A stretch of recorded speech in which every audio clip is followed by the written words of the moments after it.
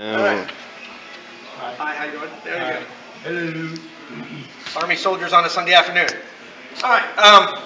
I'm giving a speech class for my college courses. Thank you guys for coming out. Hope you enjoyed the food and the festivities. Okay.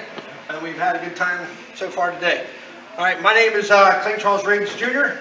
Sgt Riggs. A lot of y'all know me as. Some people know me as Lord Raven, and we'll get to that subject here in a little bit. I was born on the Ides of March, or actually I was born in between the Ides of March and St. Patty's Day. That's March 15th, and St. Patty's Day is the 17th, so that makes me the 16th. And my luck runs really good or really bad, so that's kind of the way why I describe it that way. In fact, I make the joke that I could win the lottery and I'd get hit by the truck delivering the money. So that's just how it is, right? Anyway, I'm a real fan of Shakespeare, so I've entitled this speech, "This Above All, to Thine Own Simply Truth." So here's the truth about me. My name is Sgt Riggs. Again, I said before, I was born in between the Ides of March and St. Patty's Day. I was born to a blue-collar family, steel mill workers and farmers and servicemen. So I had those blue-collar roots. Let's see. My family has a bit of the gypsy blood in their veins. We traveled around a lot when I was younger. They were trying to keep work. The economy's never really been a great thing. So you move where the work is. And we traveled 29 of the 50 states before I was 18. So we traveled a lot.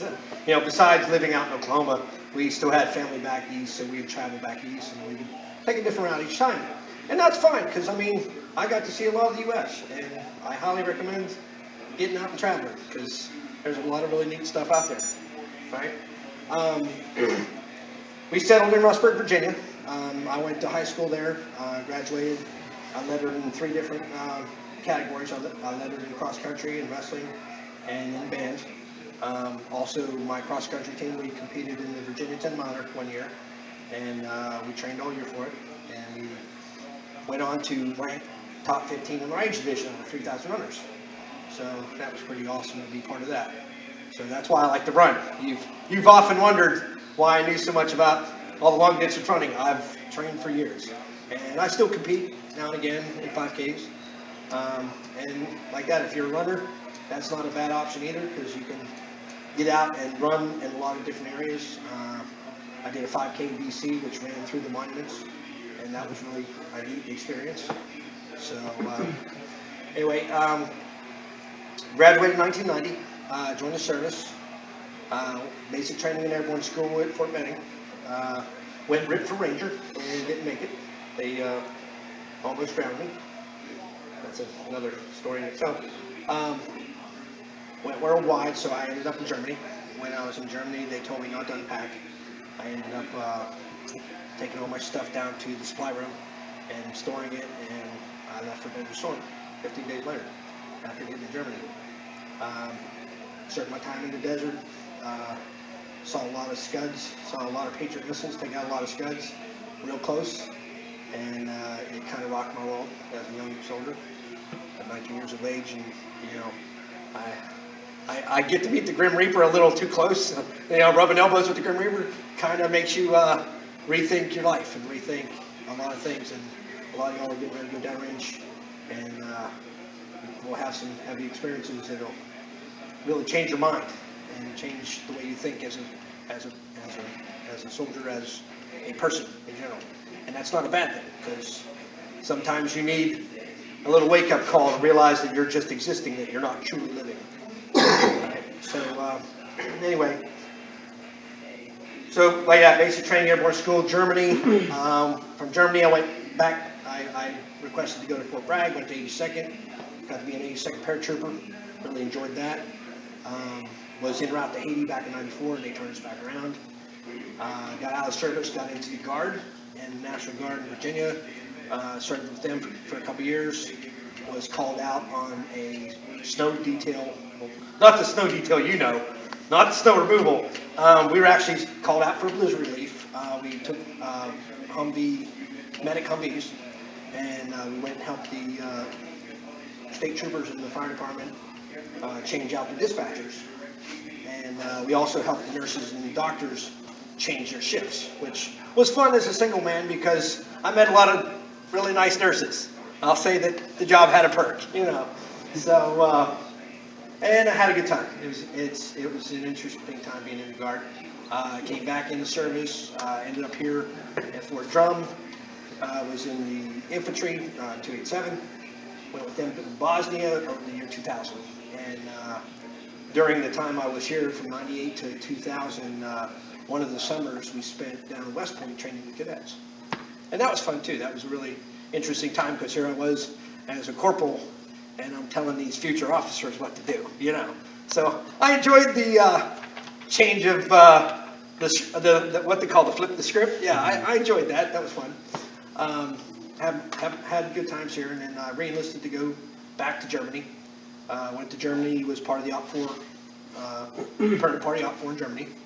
And I'm a chess player, so I like strategy. And to get to play the bad guy on the battlefield was kind of cool. I enjoyed it. I wrecked some havoc on some people, had some good time. And I recommend it. If y'all get the chance with the Army, you go to Germany, go for it, okay?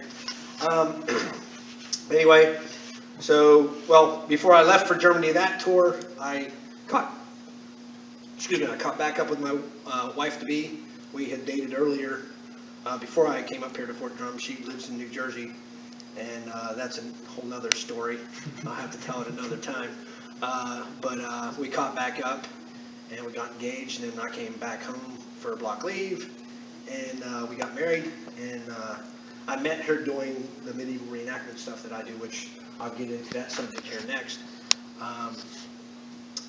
And she's my Maid Marian. I'm her Robin Hood, and we don't have any kids, but we do have soldiers in uniform that are our kids, and we do open our house up to them in Oklahoma, and they come over to the house and they're involved in the medieval stuff that we do.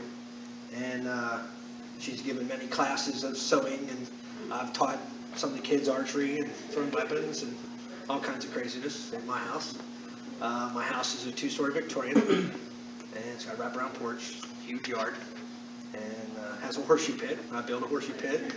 I built a fire pit because I like to have my little gatherings of my friends. You know, it's because sometimes you got to turn the TV off. You got to be with who you're going to be with and hang out and make some good times, you know, and try not to get this guy to take pictures of it and blackmail you by sending them on to YouTube. So anyway, that was a cool picture earlier today.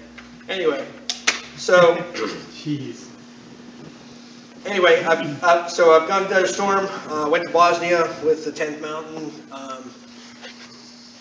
I've gone on to go to Iraq and to Afghanistan, and my family, military service, my heritage is like that is really important to me.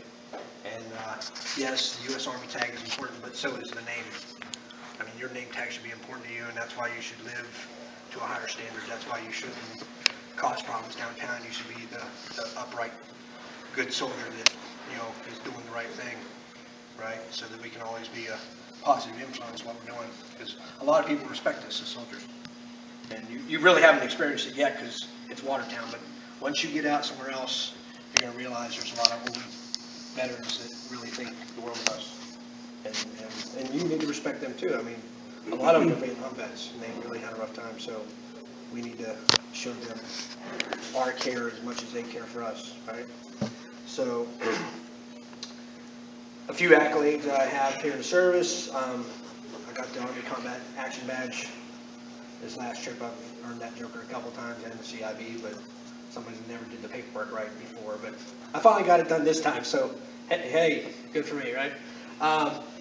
Got the opportunity to work with the State Department, and we ended up getting a Meritorious Service Medal from that. Like that, I have the parachute badge, and I had the honor of serving in the 82nd. And let me keep my notes in order here. Oh, I was awarded the Excellence in Leadership Award in the PLDC. So, and like that, I'm married to my wife, Wendy. We've been married 12 years. Like that, we have a house in Oklahoma, and it's been good things being in the Army.